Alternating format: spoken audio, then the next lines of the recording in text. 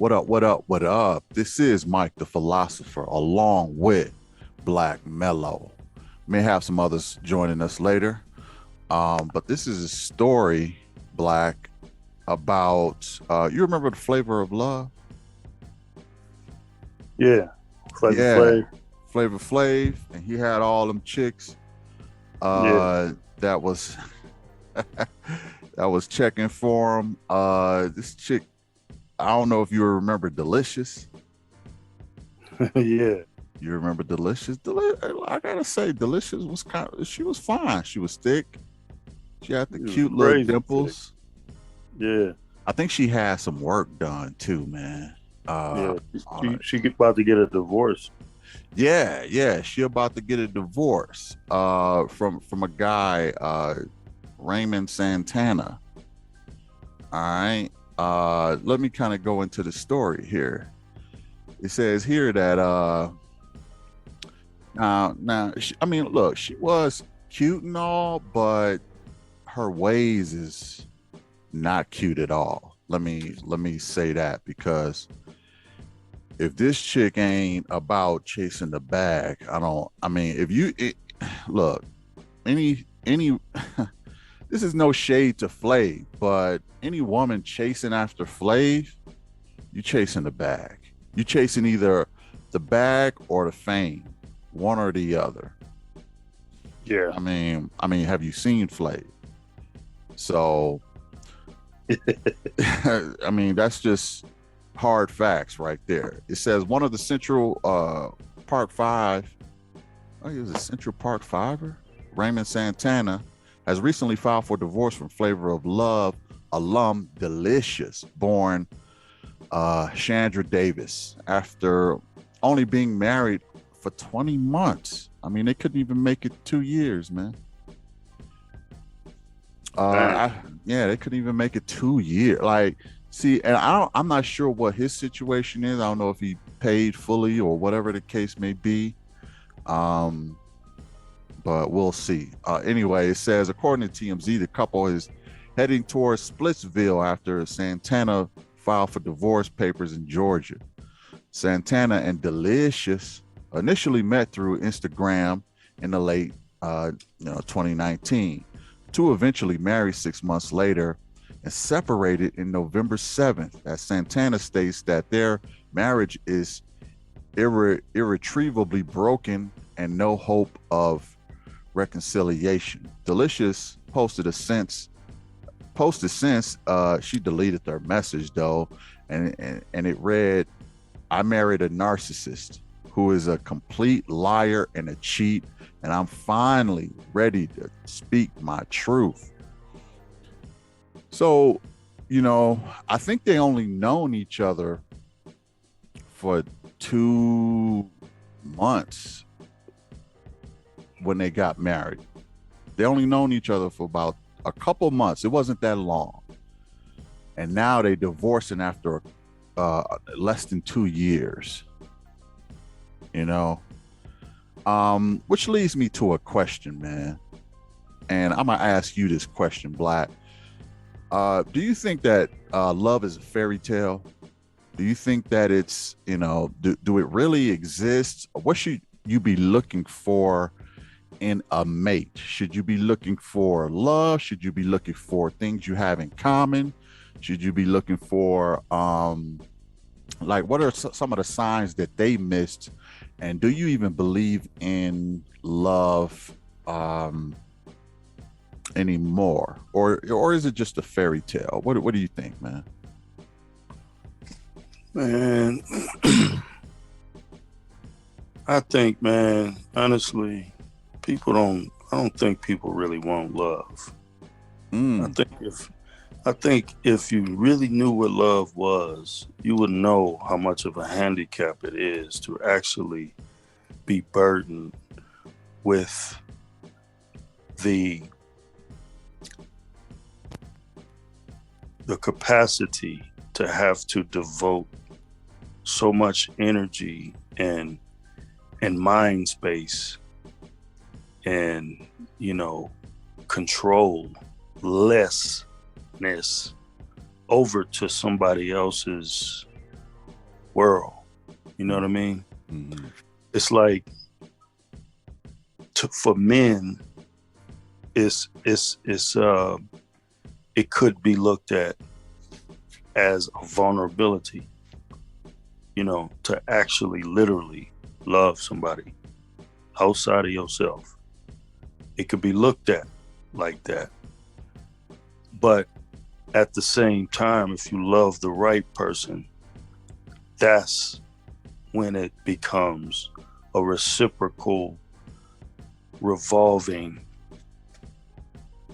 thing that can actually add strength to your life. You know, it's only unless that person is the right one for you to where it's a strength. But most of the time, it exposes all your weaknesses. It's there to, most people come into your life and they ready and willing to point out all your flaws. Mm-hmm. You know, that's what people real good at, because they don't want to face They're not very own. good at looking in the mirror with those same Exactly critiques, but yeah. Exactly. So it's about you. Mm-hmm. And you are expected to make adjustments. Now, you're not going to make adjustments if you don't really love that person, Mm-hmm. right? Now, if that person is worth it, it's just my opinion, and I ain't no doctor or nothing, but, you know, I know what I know. You know, if that person is worth it, you'll be surprised how many changes and adjustments you'll make in your life, because you feel like that person is an asset, because you trust that person, because, you know, that person's word carries weight, which is why, you know, you can't be a narcissist in a relationship and be in love at the same time. Yeah. Because, you a know, lot of people are throwing that word around a lot, man. I'm hearing the word narcissist is it's seeping into pop culture these days. well, not to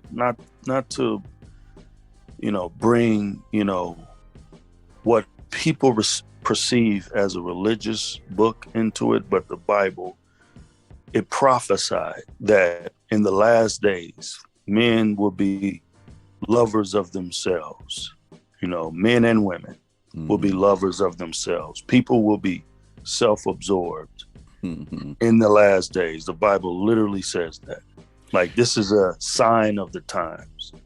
Yeah. You know, I would say that's really the case in the West, man, especially in the United States. I do feel like in the United States is a bit of a breeding ground for narcissists. And yeah, I would agree. I would agree with that. Yeah. And I think that sexes can be narcissists. I think women can be narcissists. I think men can be narcissists. I think races can be narcissists. And when I say narcissists, I mean really only self-absorbed with their particular interests, whether it be women, whether it be men, whether it be, you know, other, you know, different races, different religions. And we've seen that with political you know, campaigns. I mean, we've seen it with all of them, but I mean, you'd be surprised how many people go hard for Democrats or Republicans. It's like they can't even mention anything without calling somebody a lefty or a righty. Right. I mean, that it's laced into their everyday language. It's like it's crazy. You know, they call me it's the program. It's the program. Let me kind of jump in on this, man. And I didn't mean to step on yours, but I'm gonna give you another opportunity here. You know, they call me philosopher because I philosophize, right? Not Are to be you a philosopher? Yes, because I think very deeply. Not to be dismissed or idolized. All right. Now, let me say this. First of all, this is my philosophy. Okay. First of all, I think that there are two different types of love. Okay. And I bet not see nobody bite my style because I came up with this. I haven't seen it anyplace else. It probably isn't new, but you would have to show me that it is new. It isn't new. First of all, I think there are two different types of love. Number one is dynamic, and number two is static. Okay. Dynamic means it just changes. It changes base. It's more conditional. You know what I mean? The static love is just always going to be there. It's just is what it is. It's unchanging for the most part. Like now, technically every love is conditional, but there are some that are more static and there are some that are more dynamic. With relationships, I think it's more dynamic. But with family, your parents, your kids, your extended family, cousins, that's more static because you love them for who they are, not necessarily, or you love them more for what they are rather than for who they are. Okay, you love them for what they are. They are your son, they are your daughter, they are your mother, father, whatever the case may be. But in relationships, you love them for who they are. With dynamic, you love them for who they are. And sometimes when that changes, or when you don't think that they are who you thought they were, it changes. You see what I'm saying? So a girlfriend who you had before, if she, mess around on you, then she's no longer the woman you thought she was. And now your love for her is changing. Same thing with a man. If a man, does that, it changes with a woman. But the static love is going to stay that way because of what they are. You see what I'm saying? You see the difference between the two loves? Yeah. Now, I also think that love is really just infatuation mixed with cooperation. That's my definition of love. Infatuation mixed in with cooperation. You love someone who is you're infatuated with, and they're cooperating with you. Now you can start to love someone who is not so cooperative, but after a while that's going to wear on you. It's going to keep wearing on you, and you'll find yourself not having some things in common, or you find your life, and this is when people start growing apart, right? One to go left and the other will go right, and then they'll start noticing that they don't have some things in common. So that's more of a dynamic love. I really think that love is really just a more of a I don't want to say it's a fairy tale, because it is a real thing. It's a chemical reaction based on the conditions. So you may have a chemical reaction based on the conditions. So you may love someone because you've known them for so long. You may love someone because they cooperate with you like a friend or something. You may love someone because you like the way they look. I mean, it's an infatuation. There are different types of reasons to actually love someone, but you got to figure out what side of the fence they're on. Are they dynamic or are they static? I mean, you can have a wife that's a static, or a husband that's a static love, unchanging, and those tend to last the longest, obviously, right? But a lot of times in today's time, people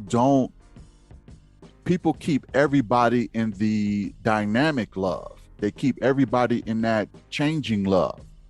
And when they do that, they put conditions on it. Okay, so you have to do this for me in order for me to stay in love with you. Some women will say, well, I'll become more feminine and I'll become more loving if you do this for me, if you pay all my bills, if you do this, that, and the third. So it's a condition to it. I understand dynamic love, but I don't like that. I don't like dynamic love. I only like static love. If you go if you're gonna love me, make it static, and I will do the same. Because you gotta recognize dynamic love when you see it. Because if you know that you are only being loved due to conditions, it is not going to last. Especially in a romantic situation. It's not going to last. And you know, a lot of times people will put blinders on, mainly because they're scared of the unknown. They're scared of trying to find somebody else. They don't want to go into the dating world. They don't want to kind of test the boundaries, so they keep people in the static, but they're not really happy. But at the same time, those are the ones that last the longest. I think that okay. So let me talk about Deelishis a little bit. Deelishis, this any woman who I would consider, and I'm just saying this because we're talking about Deelishis, any woman I would consider a feminist, which I think Deelishis is. I could be wrong, but I think she's more of a feminist type of woman. I don't rock with women like that, because I know it's going to be a dynamic love, and she is only going to love you based on conditions, and those conditions are allowing and letting her continue her feminist talk, be that feminist, and also putting herself first, because that's what feminists do. And if you're and not necessarily being overly concerned with your happiness. See, a lot of times women like that really only want to find someone to make them happy. You have to make me happy in order to earn my company. Now she said her husband was a narcissist. I'm not sure where she got that part from, but I think that she's probably more of the narcissist, and she's probably heard this before, and she's using that buzzword. And I'm gonna get back into that story about her. But as far as love goes in general, I would say that I would think that finding someone who's cooperative is more important than finding someone who you're infatuated with. Always go for cooperation, because cooperation is long lasting. And now some might say, oh well, you got to be attracted to the person. You got to be attracted to the person. You got to want to, because attraction actually makes you want to work harder at making the relationship work. But a lot of times the person that you're attracted to or infatuated with knows that, and it's a lot of times they use that to their advantage, and they kind of take advantage of the person that they're that's infatuated with them. Like, for instance, with Deelishis, I think her husband was infatuated with her. He probably tried hard to make it work with her, but some people, it's hard to please them, and it's, you feel like a hamster on a wheel after a while. And then she didn't want to do certain things with him, and I don't think their intimacy was popping off as well as they would have liked, but you know, I'm not going to pretend like I was in the middle of the marriage and know all the details, but from what I've heard before, that was the situation. Let me go ahead and get back into the story here. It says that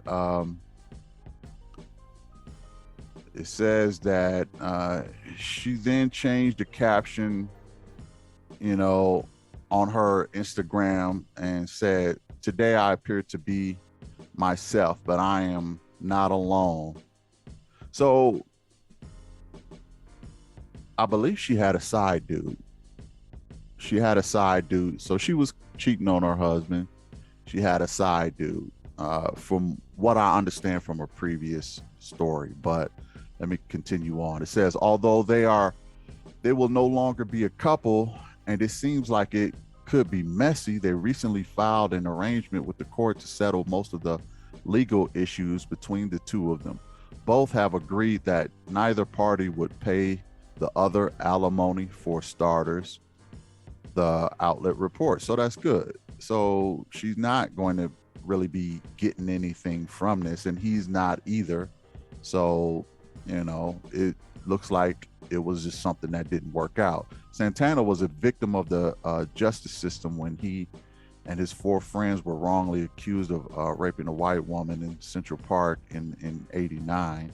We all know the Central Park 5. The 5 young teenagers were arrested on April 19th. A brutal attack in Central Park jogger. Wait, that was him? Yeah, that was him. I remember seeing him on an interview too, man, because he was, when that movie came out, I seen him do an interview, and they kind of honored all of the, you know, Central Park 5 guys that was in that. So yeah, I do remember this guy. They were convicted of and served various prison terms until a confession by a convicted rapist and murderer who admitted that he violently attacked Melly in the park that night. The 5 men were eventually released and later pursued a civil lawsuit against the city of New York, and they were awarded $41 million in a settlement. So he has some paper. They have since been rebranded as an exonerated 5. So that's what they go by now. So yeah, I guess there's not any financial gain that's going down by this, but from what I understand, she had a side dude that she was seeing, and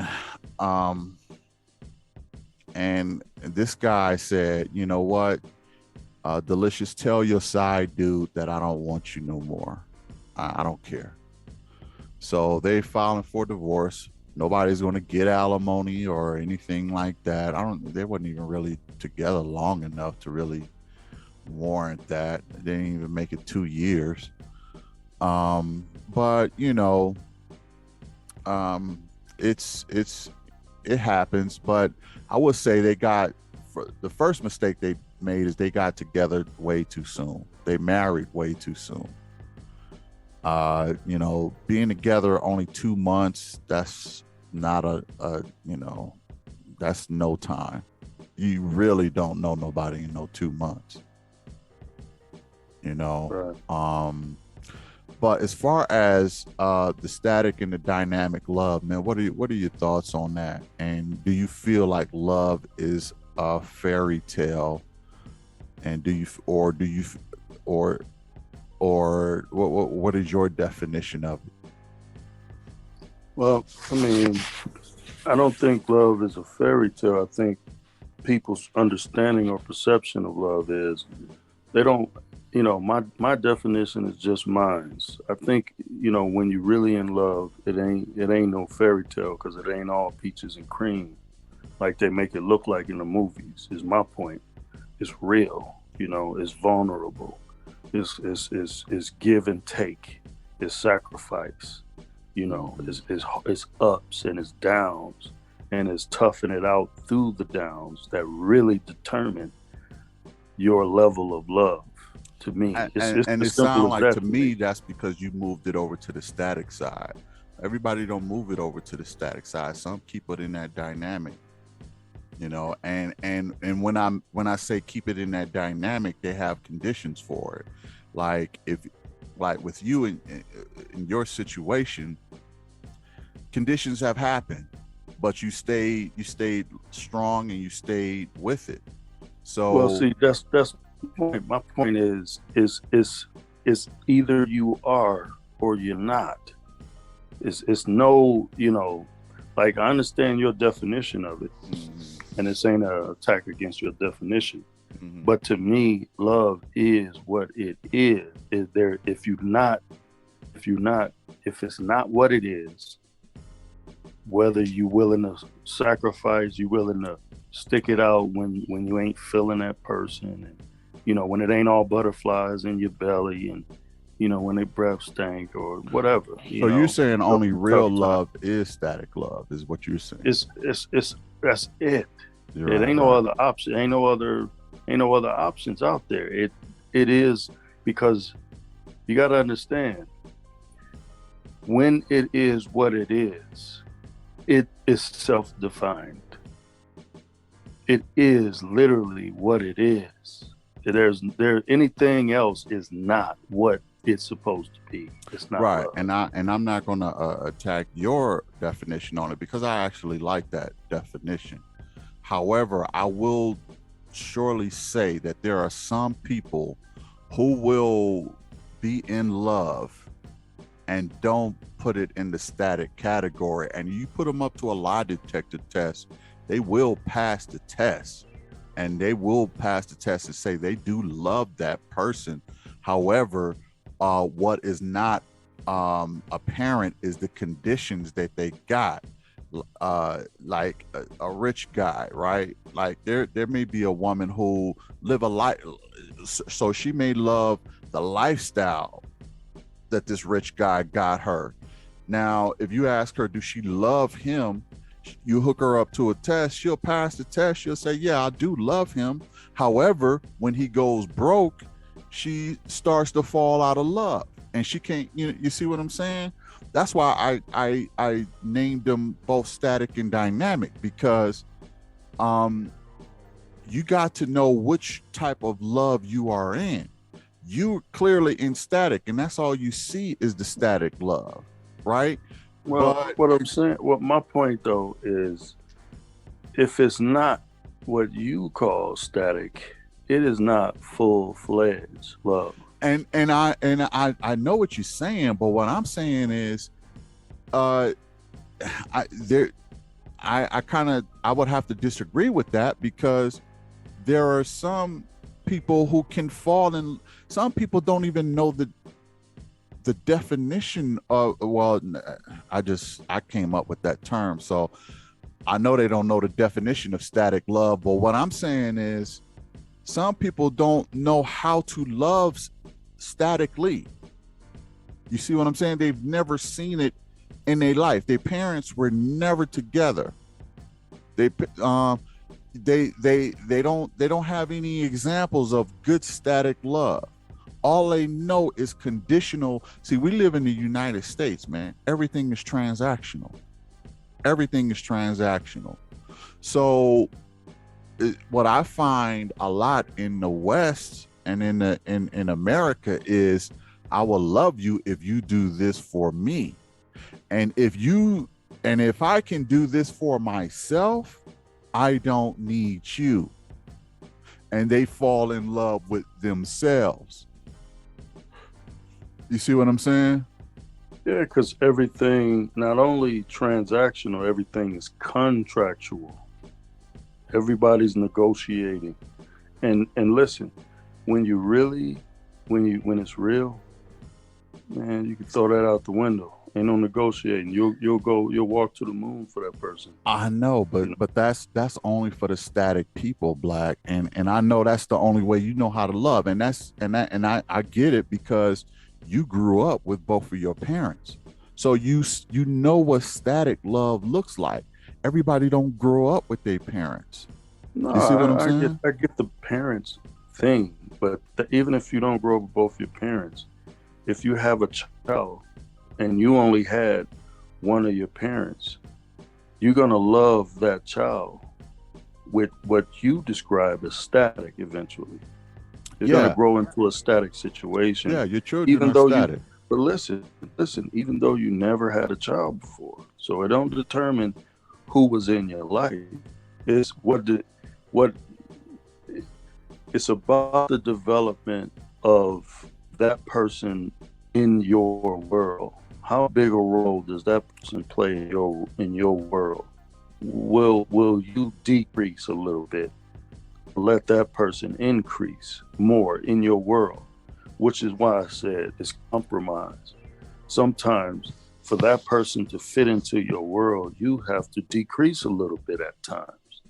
And you have to, take a back seat and let that person expand and shine a little bit more. Like as a husband, I would want my wife to shine a little bit more, like we go out or whatever, it's okay. She shines. But sometimes, in certain instances, I'm going to shine and that's cool. Or doing chores around the house. Sometimes I'm going to have to bust them suds. Right. And like I said, man, you seen the example. A lot of people don't see that. Now, when you make the example of loving your child and you've never seen that before, well, loving a child is instinctive. Okay. That's an instinctive all the time. thing. Yeah, it's instinctive. Even animals love their children instinctively. That's not necessarily something that you need to be taught. It's an instinct. Baby. You don't have to be taught love either, though. By most love, and this is another philosophy of mine, and I could be wrong about this, but I believe that love was invented by mammals. Okay, and the reason why I think love was invented by mammals, I know I'm probably sounding crazy to a lot of people, but love was invented by mammals, and the reason why is because we don't have many kids. We don't give birth in eggs. Okay, reptiles don't. I'm not saying that they don't love their kids, because I think they do to a certain degree. Not all of them, but mammals have to love because it's a method of survival. So it's a emotional thing to love, because you get a chemical reward for it, because it promotes survival. You're going to want to take care of your offspring. You got to make sure that they survive, and that's the real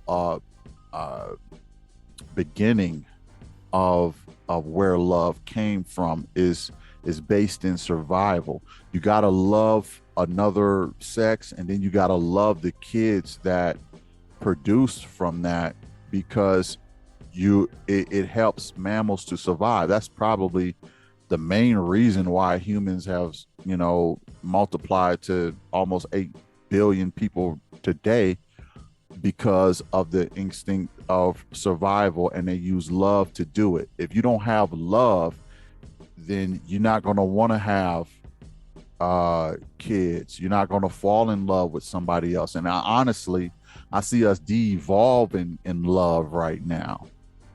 I see society devolving in love. I see people not knowing how to love spouses, people not wanting to have kids. And this is becoming a threat, and it's showing up in the numbers. We're not even producing children at the same rate no more, because people are the instinct of mammal love. I think we're slowly losing with everything that's going on around in the world. We at war over here. We got COVID. Well, you know what I'm saying. I hope I don't get demonetized for saying that. But we got stuff like that going around, and we got I read an article that adults are even afraid of the dark now. People are afraid of darkness, and yeah, people have become afraid of darkness. and because the bug has really made people become more fearful, and a lot of people are even just genetically predisposed to being afraid of anything that has darkness in it. And I think that's a big reason why melanated people are disliked, is because other races view us as being inherently scary, because they're genetically predisposed to do this. And this is not my opinion. This is scientific fact that showed that. But I say all that to say that I see some things that humanity is evolving in, and I see us devolving in other ways. And in a way we are devolving in is being afraid of melanin, being afraid of darkness, and being afraid of love, and not even knowing how to love. And our numbers and our population is decreasing and dropping. You got Elon Musk telling the world that we should have more babies, and we're behind, and we don't have enough people on the planet. And and Elon Musk said that? Yeah, Elon Musk said that there's not enough people on the planet.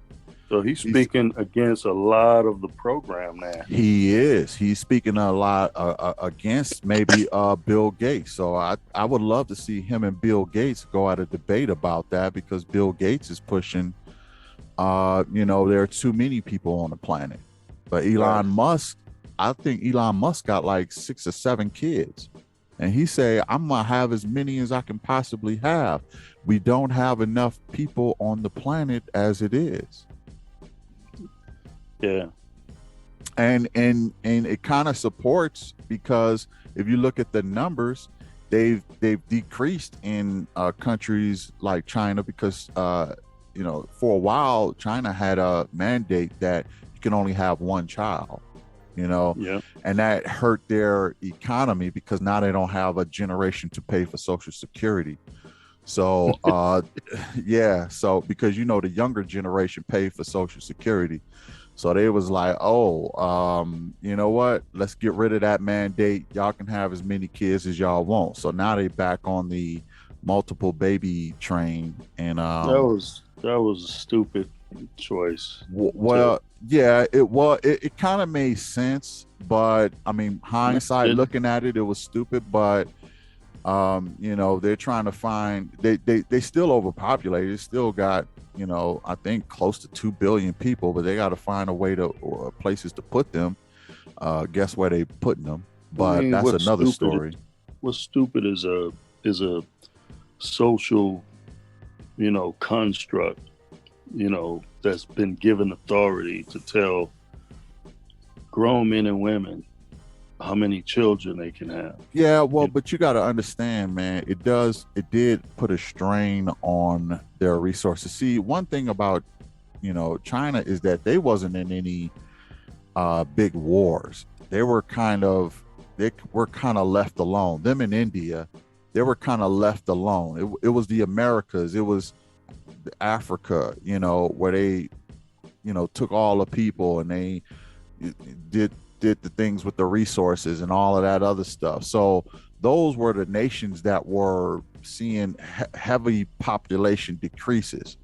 But other countries who wasn't in that stuff, they just kept growing. That's how theirs got to be 1 billion, over 1 billion people, India and China. They were like more like Switzerland at the time. They wasn't in it. So they didn't have a situation where they populations decreased like the rest of the world, or the Western world did. So and that's why they were like, it's too many people. We need more water. We need more food. We need, it's too many resources that's being drained. Electricity, obviously, if there are more people. So there's too many for the infrastructure that we got now. So we're gonna ask everybody to have one child, because we don't know where to put everybody. And that's why they started, getting territories in Africa and sending a lot of their people the undesirables, what they call them, over into Africa, so they can, and then they get to Africa and they cause problems. That's another story. But as far as this story here, man, I want to stick on the subject. Is I think they got married, Delicious and and Santana. They got married way too soon. Um, I can't even, like, if you would have asked them, they would have said they were in love, right? But it was a dynamic love because it was conditional and it was changing. They didn't even really know each other. It wasn't static. And I know you saying there's only one kind of love, and that's static love. And I get that. I'm not saying it's static. I'm just saying people don't know what love is. And they making choices like they do. Yeah, I mean, people don't know. People only know what they've learned and what they've seen and what they've and like I said, a lot of them don't have the examples of what static love is because they've never seen an example of it, maybe on TV, and that's not real life. So they don't know. They only see the ups on TV. They don't see the downs. So when it comes to a lot of people, especially those who don't have both parents at home and don't have good examples to draw from, they're going to say, if everything doesn't go my way, then I am not in love. I'm falling out of love because in their eyes, it's Disney.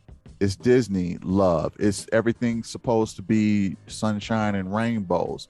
If you're in love, you're not supposed to go through hard times. Well, that's BS. You know that love requires you to go through bad times and requires you to go through things that are tough and hard, and it takes work to keep that.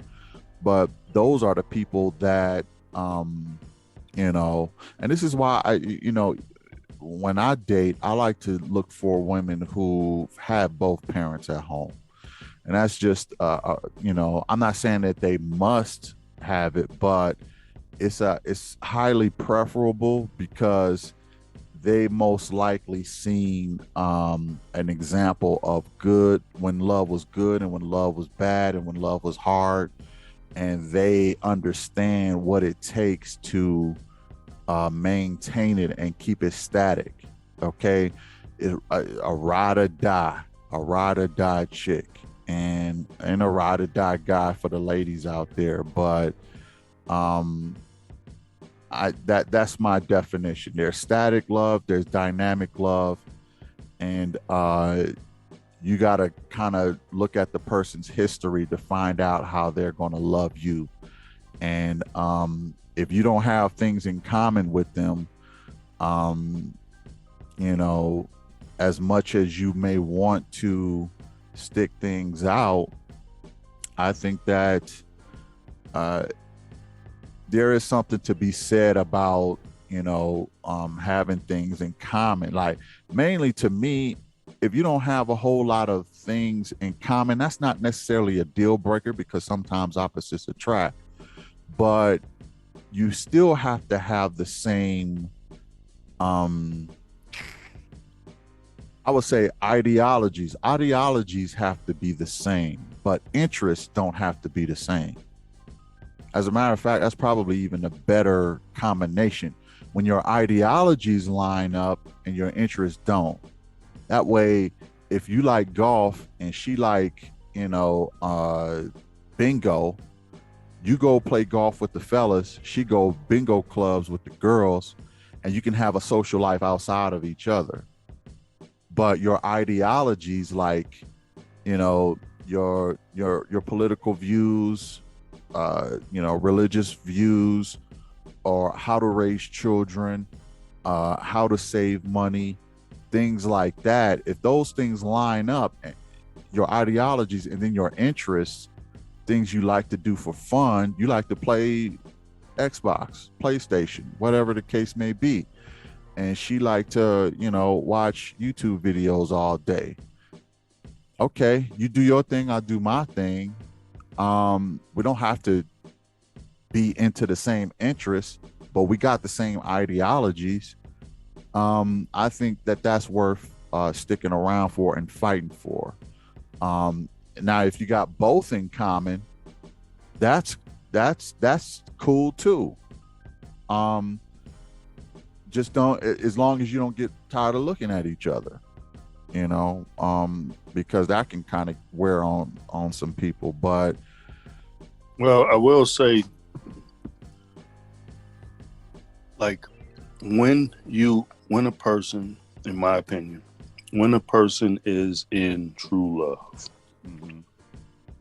like for dudes, for men, whatever, you can't see your world without that person. Mm-hmm. And I don't mean because of how happy you are or how they make you feel all the time. I don't mean that.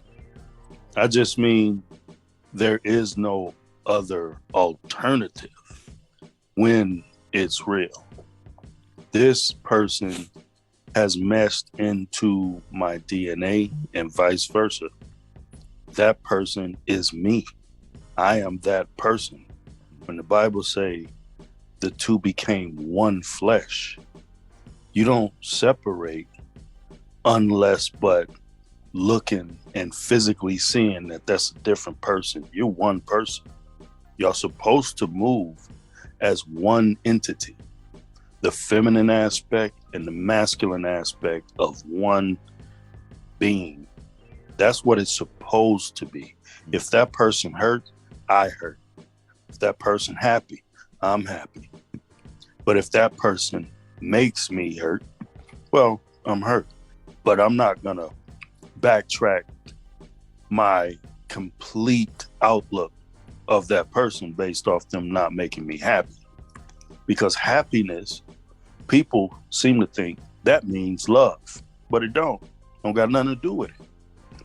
You can fall in love with how miserable somebody make you. And that's what you call a toxic relationship. Right.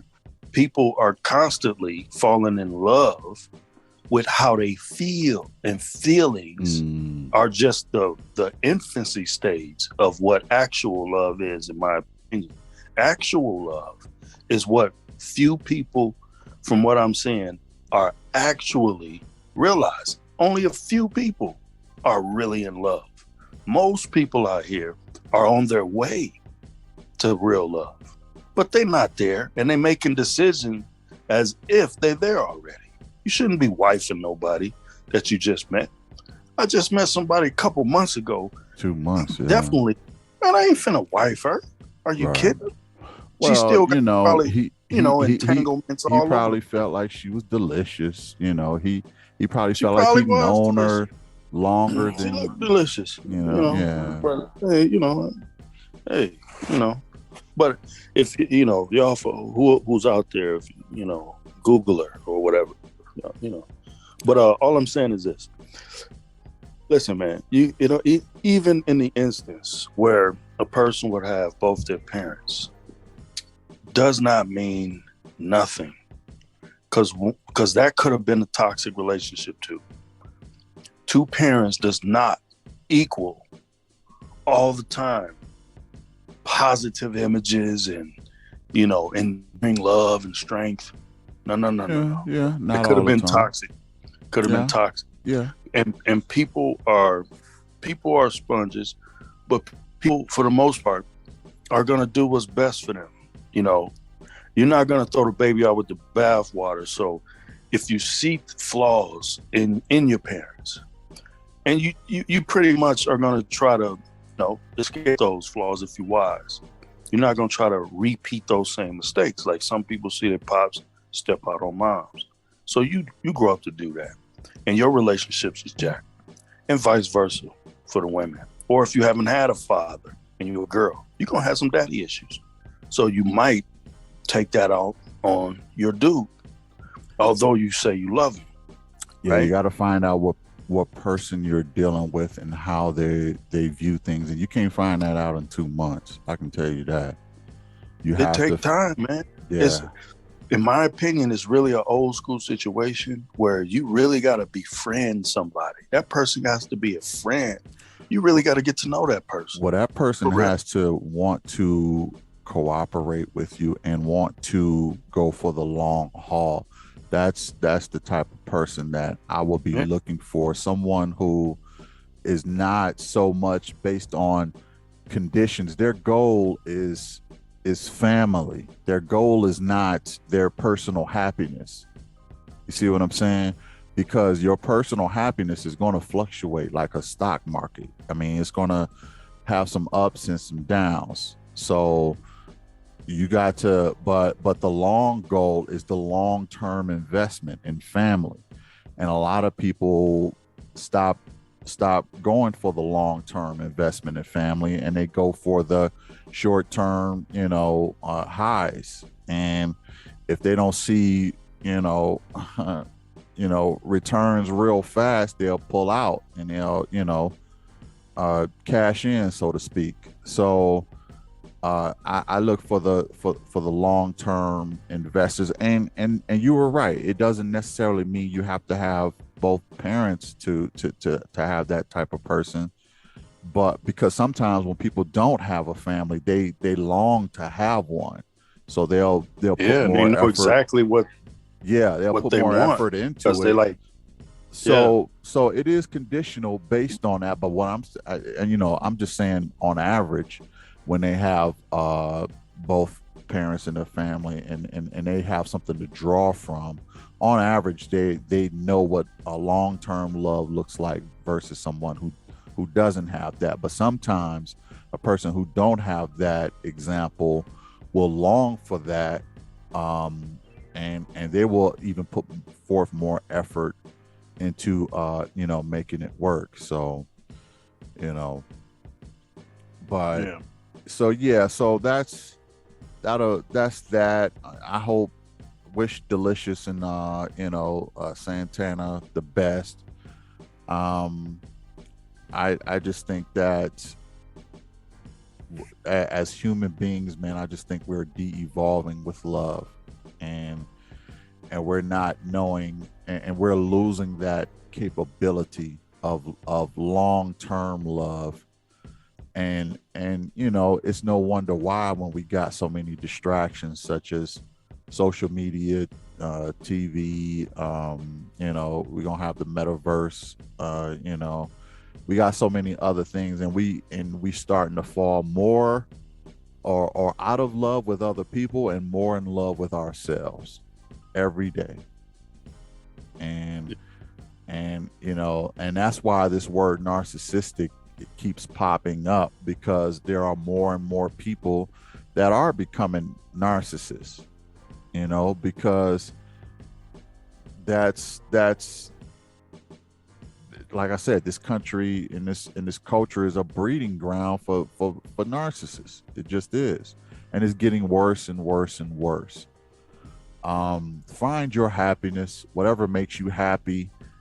You'll know what's right for you. If you're not happy, then make a change. I'm not saying stick to something that's, just because you want a static love. I'm not saying stick in something that's not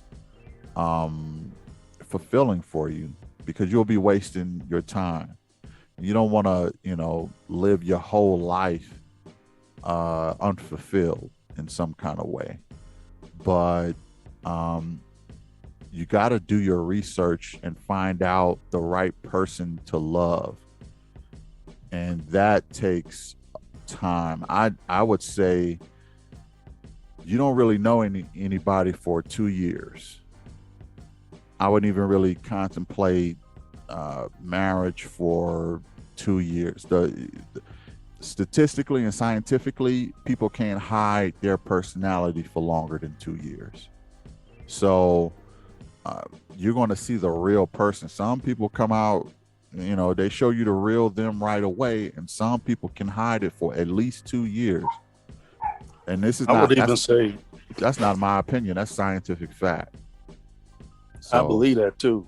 And I would go so far as to say, I know this ain't gonna be popular to the fellas, but if you smash before then, your outlook on love and loving that person is gonna be skewed. Because if the booty is right, then your expectation or your disposition on love is gonna change. It's gonna accelerate. You know what I mean? Because you're gonna want to get with it, and it's gonna be for ulterior motives. But if you know you want to be around that person 24/7, when you're not around them, and you haven't even hit, and for 2 years, you haven't hit. No, that's some real, connection there. That's a real situation. You befriended that person, you see them, you want to be around them all the time, and you have not hit it yet. That's different. Now you on some solid ground, and your thoughts and your outlook is clear, and that's just being real. I mean, it ain't gonna be popular, but it's for real. Now, if you beat that up, then okay, now you done hit the pinnacle already, so it's gonna be a little different. Yeah, for me, I would say that wouldn't be the pinnacle. I think that I don't want to sound no kind of way, but to me, that's the easy part. The hard part is trying to get someone to continue to hold you down, have your back, and cooperate with you. When now everything is all said and done. And I'm gonna be real, man. I've broken some hearts in the past. I ain't particularly proud of it, because I've had women who've done that. But there were still some other issues, but I do look back on those and say, wow, I had a real one. Those are the only ones I look back and say I had a real one too, is those who did give me the cooperation and did give me the static love. Those are the Were only you ones that I really cooperating even with them? I was cooperating with them, but I would probably say that there was something within me that there was something about them that I wasn't willing to hitch my wagon to forever with. You know what I mean? Maybe they had a I know habit or why. something, or I know maybe why. Because you hit it. No. That's Yeah, not why. That's not why. you hit it. That's not why. I'm trying to tell you, man. Well, to me, hitting it is not going to be a make or break situation. Because if I don't, that is a deterrent too. I'm not going to stick around if I can't. But see, and this is my point right there. You're not gonna stick around if you don't hit it. But you gotta understand, man, hitting is a husband and wife situation. If you handling it right, if you going about it right, that's a grown man, grown woman, adult, responsible, committed activity right there. yeah, Because but you don't just marry smashing, the first person you smash, though, man. I mean, no. That's why I said, if you waiting and you taking time and you wait like you said, 2 years, for instance, for the youngsters who's out gonna there. wait 2 years? This is whoever is trying to find what's real out here should wait 2 years. You should. If you want it to be real, that's why people so screwed up now. They can't wait for nothing. Everything is microwave. Yeah, people are not gonna wait Instant 2 years, man. They're not gonna wait 2 years. But they're not gonna wait 2 years, man. Yeah, they probably ain't, but they ain't gonna be real. Is my point. That's all I'm saying. It's not gonna be real. This is why we have a narcissistic, confused population. I don't think that's why. Like I said, to me, that's not a make or break. I get where you're going with that, and I understand that, but to me, like I said, that's not a make or break situation. Here's what I'm gonna say, and I'm gonna wrap this up. Okay, I strongly believe that there should be a debutante and a rite of passage school, a college, that teaches women how to be wives, and teaches men how to be husbands. Um, I think that they should include that in college courses, or I think it should be a separate school altogether. I think women who graduate from this course are should be top of the line as far as women to be married.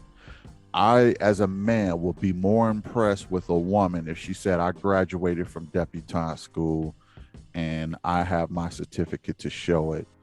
I would say this woman is ready for marriage. And if I had my certificate from, husband school or, rite of passage school, and I know how to be a husband. And what the training that will go into that is like a psychological. You would talk to therapists. You would get classes in chivalry. You would get classes in economics. You would get classes in how to raise kids. You would get classes in everything. I think that will be even more valuable than college for real, because college only teaches you how to be a slave to employers, but people are out here loosey goosey, not knowing how to be husbands and wives, and that's why you got the mess that you have, especially in our community. Only maybe 20, a quarter of us is married, and that's ridiculous. Only 25%, 26% of us is married. No, Um, listen, I do agree to some degree. I like the idea of a class. I don't know who would teach it, but my thing is, this is what our job is as fathers. This is our job. We're supposed to be teaching it, and we're supposed to be demonstrating it. And how we demonstrate it is by being the example, right? So, when before I got married, I waited several. It wasn't 2 years, but I waited before I actually, beat that down. So, so what I'm saying is, what it does is it gives you perspective. It demonstrates self-discipline. It gives you a clear perspective on who that person is outside of that, because once you go there with it, all right, boom. It's kind of like letting the air out of a balloon to some degree. Well, I think that it should be in senior classes and see a senior class in high school, just like you have economics or you had, one of those vocational, courses. We used to have home ec. We used to have, I used to have a metal shop. I know, Yeah, stuff like that. It should be a course in high school. Husband and wife class. They used to have that in home economics. They would have the women changing diapers on kids and stuff and like that, and teaching them how to cook. They need to bring that back, but they should make it husband and wife classes so that you know how to function as a husband and wife. And I think that would do wonders for people getting together and marrying. Some of them probably will even marry right out of high school before they even get to that would cut down on a lot of the baby mama scenarios that we see out here. Yeah, I mean, you got to think though, it's a cultural thing too. We used to know how to be husbands. Husband means provider, caregiver, right. But that's protector, what I'm saying, man. things like that. I know you said that we do that, man, but a lot of us don't know how to do that stuff no more. No, what I'm saying is we used to have, as a society, we have collapsed on that. And that's self-evident because we are teaching, throughout the exploitation period of our history, especially in this country, black exploitation of pimps and players, and we wanted to, be fly and super fly. We wanted to smash as many as we could, and it was cool to do so, and we just left a wreckage of broken women, in our wake. What I mean? So the only thing parents got time for now, man, is teaching about money. Whether it be the boys or the girls, that's all they preach is money, money, money, and get your bag. That's all the men are concerned about. That's all the women are concerned about. Yeah. Neither one of them are concerned about healthy relationships Yeah. No. at all. No. And No. that's why I'm saying that's why it should be taught in high school on how to have a healthy relationship. Yeah, but Because then again, I mean, it should be taught definitely, but I wouldn't leave that to a high school scenario, government funded high school situation. That is more of a family situation. It's more of a, yeah, you because you know, got to take into part their own values.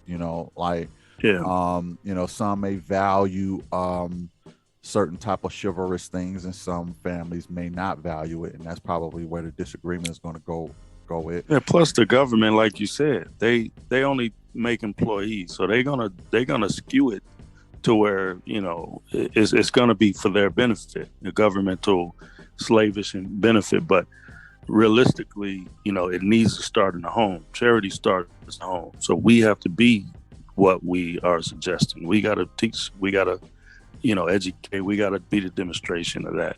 I think it Yeah, ain't I too mean, I hard. get I get that, Black, but it's too many different families with too many different ideologies. And not only that, but families, let's keep it a buck, man. They don't teach enough of that. We're not teaching that stuff. I mean, if that were the case, we would have already been taught it, teaching it, and we just not teaching it. A lot of us don't even know to some of that stuff, like financial stuff. Like, really, we're not.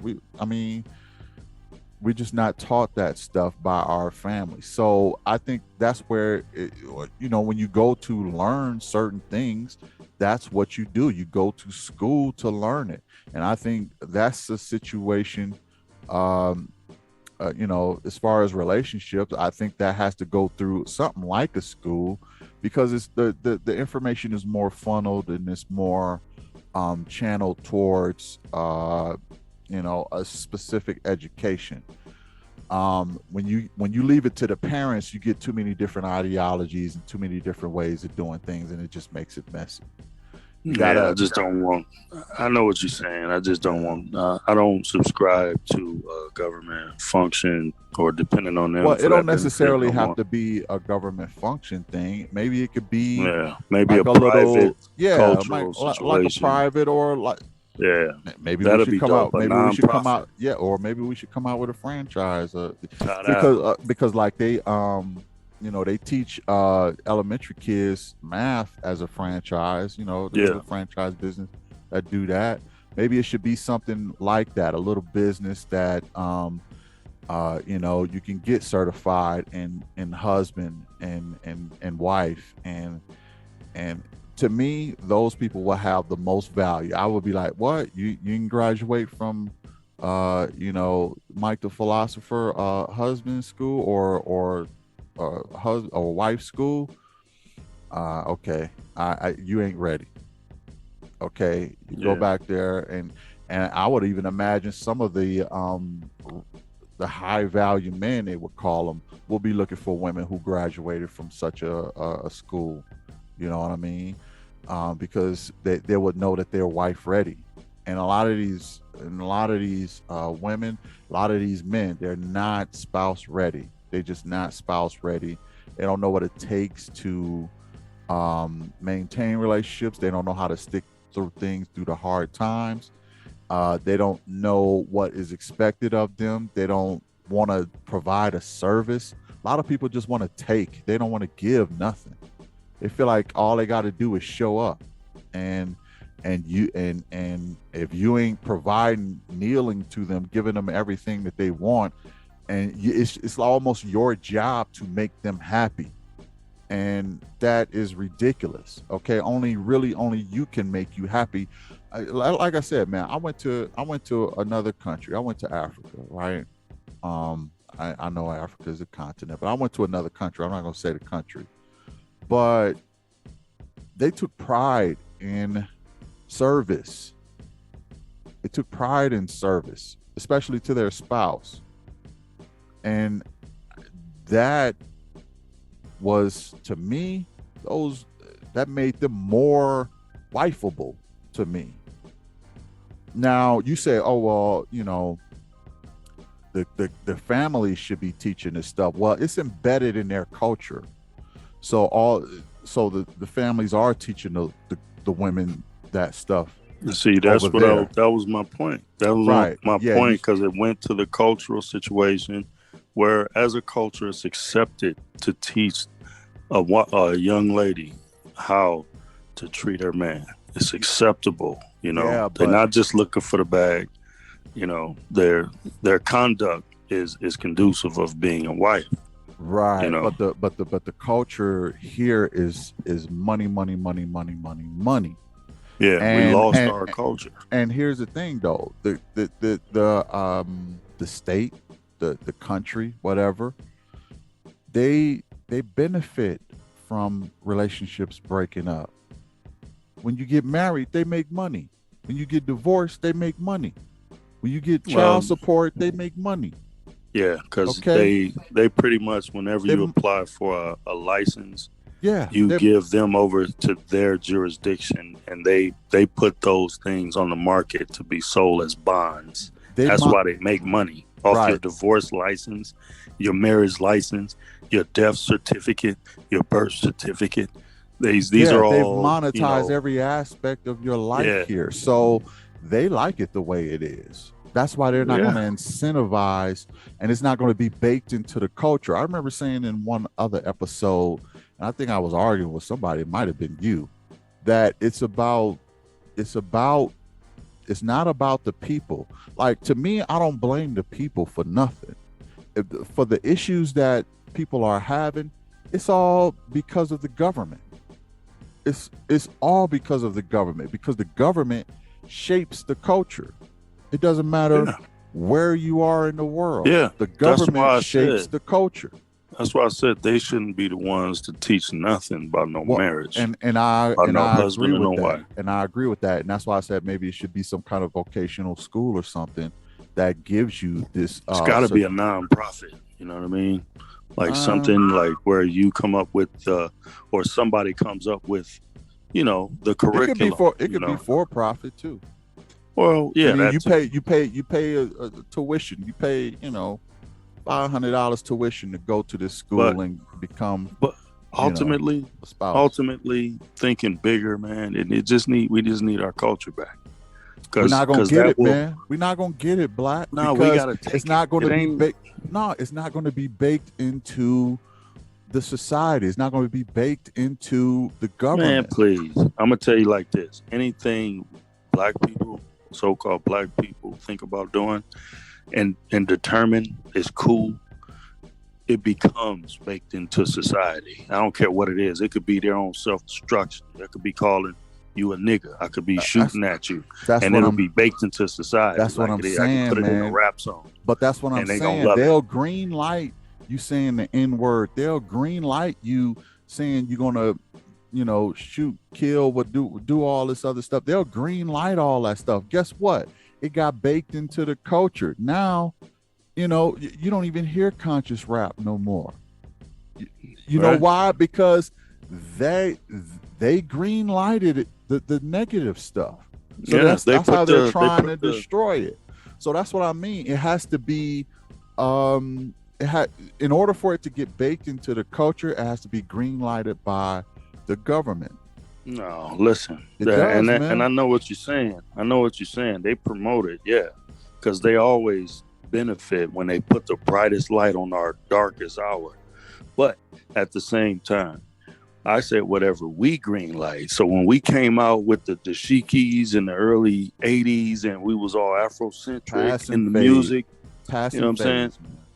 Yeah, I mean, but it was cool when we said it was cool, right? And then, boom, the money came into play. And then that's what bought people out of that phase into this, here's a label, but I need you to say this, that, and the third. And I need you to really glorify this. And here's a check. That's what I'm saying. The only stuff that sticks around is stuff that is pushed by the government. I mean, but my point though, and I'm gonna close with it. My point is, whatever, whether it's Afrocentric or whether it's super negative, if we are pushing it and we accept it, we can make anybody accept it. So we just need to decide it's a priority. It's something we want as It won't men. last, man. It won't last. Well, it's not if we don't want it to, no. But if we decide, and we're not going to want to, you know why? Because some people are going to say, oh, well, I just care about money because the government only cares about money. And I got to get the bag. I got to chase the bag. They made this place so, it's a cesspool. materialistic that everything, it's not going to get. What I'm saying is the government controls minds. So you saying, oh, well, we can capture and we can do it ourselves. Not only that, if we did do that, it would only be for a short time. And then it would go back to materialism, this, that, and that. We steadily getting pumped full of materialism every day on TV, social media, stuff like that. The government will control how the people act because they will. I understand that. I understand that part. All I'm saying is, like, take the colleges, for instance. It's only for the people who decide they want to advance in life. They want to get a higher education, more than just high school. They want to go further in life. It's for the people who decide that's a priority for them. They're the ones that go and the ones that can afford it, right? So the classes will be the same thing. The ones that make that a priority is the ones that will actually reach out for that. And then there will, because if you don't do it, they'll never have the option, right? But if you decide, listen, this is a priority. Cut off. This is a priority. I'm talking about just in general, like people who decide, oh, I want to be a better wife, but there's nowhere to go for that. Oh, there's a class over here. Somebody made that a priority to start this. Then her fiance goes to jail, and then she got to keep the lights on. Yeah, bro, you're looking at all the negatives. I'm saying there's a lot of different possibilities that can just flip you and turn you back onto the materialistic train. It can easily do that because how the system is set up. You see what I'm saying? If your rent is always going up every year or whatever the case may be, it's going to be hard for you to really keep focusing on family when you always got to worry about money. They make it so that you are always chasing. You're always chasing. You're in a hamster wheel. You're not getting anywhere, but you always running. So if that's the case, how can you sit down and focus on anything? You can't. No, you can't even 100%. focus on. Yeah, you can't focus on, becoming a better wife or a better husband, because when your husband loses his job, or when that man loses his job, then what? Then the wife is going to be like, I don't disagree with none of that. I ain't talking about, but I'm not focused on what we know the obvious hurdles are. I'm just talking about creating an opportunity where we can create some solutions. That's all I'm trying to talk about. Well, I think that the school is a good solution, and what it does really is give you the knowledge on how to react when certain things happen. Like if a man loses his job and his wife, how she reacts. Like today, some women, and I'm just using that because I'm a man, so I can only really speak for women. So, from the male point of view. But if a man loses his job, and a wife, a potential wife even will say, well, I gotta go to work. I gotta put food on the table. I gotta break up with him because he's not going to be providing for this family anymore. I gotta break up. So, it becomes that dynamic love I was talking about, that changing, that conditional love, because if you ain't fulfilling certain obligations, then you everybody in the West, man, is like I said, on that hamster wheel. So they make it, and this is why I think people are starting to lose the art of love and falling in love and staying in love. It used to be easier back in the day, because it wasn't such a hamster wheel, but it is now. I mean, you know, richer people are getting richer and wages hasn't gone up in years. It's especially not to fit the need. And you know, you get in the pandemic, your rent's still going up, your food is more expensive. You know what I mean? You're always in this hamster wheel, so it forces your mindset to always be thinking about getting money. And when you're focused, you can't serve two masters, right? So if your master is getting money, you're not gonna worry about being a wife or a husband, because that's another master. You can't serve that master. You got to serve the first master, the bag. You know, and that's, and you can't flip cultures just because you want to, because the system is going to force your mindset to stay on a certain road. So that being said, you got any last words, Black? No, we got to get our culture back. And by doing so, we got to study history. We got to study who we were before slavery. And we got to learn to appreciate who we were, not who we are. And we got to respect our people and hold them up higher than this standard of living over here in the West has been doing for 400 years. You know, and then we can start from there, because that ain't the whole answer. We can just start from there. Yeah, I agree, man. I think we both made some pretty good points on this one. Um, and you know, the perspectives was pretty dope. Thanks for joining us. Hit the like, share, and subscribe. Check out the NFTs. Check out the t-shirts. We wish Delicious and Santana the best of luck. Love is complicated, but when you live in a materialistic and capitalistic society, you know, your master is always going to be the dollar. Your master is always going to be in survival mode, and as long as you stay in survival mode, you can't be in rest mode, and you can't be in love mode. So, um, you know, I think that love is unfortunately, I think love will be better done in countries that will allow it to be done in. I think probably America is probably the worst place to be in love, because it makes sure that your master never lets you rest, and it keeps you in survival mode. So that being said, like I said, hit the like, share, and subscribe. And since the BMR covered it, now it's official. Peace.